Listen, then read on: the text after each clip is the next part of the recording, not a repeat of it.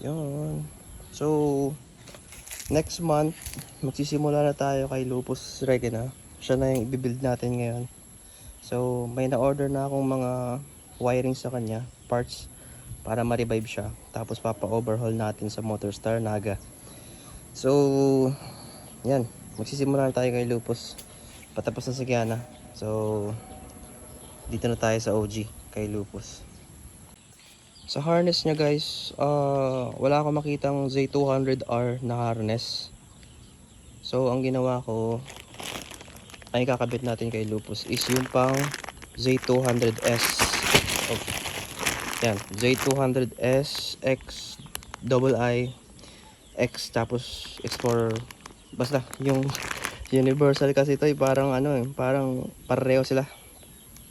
Tapos sa handle switch gagamitin natin yung ginamit natin kay Kiana. Yan.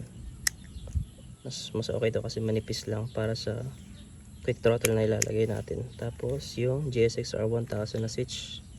Maganda to. Yan.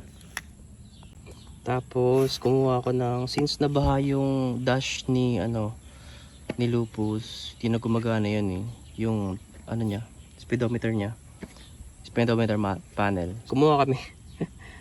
So, kumuha kami ng yan, yung pang universal na dash. Alam nyo na to. Pero, I think, ibang version to eh. Hindi siya yung TFT. LCD pa rin siya. Pero, iba yung kulay niya. Parang yellow.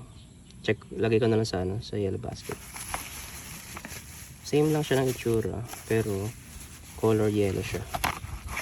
Color yellow yung LED niya. So yan. So meron pa ako dito iba. Ilan-ilan lang. So yan, handle switch, tapos starter relay. Yan. Tapos mga signal light. Yan pa lang yung upgrades ko para kay Lupus. Revival sa kanya. So abangan nyo na lang. Thanks for watching.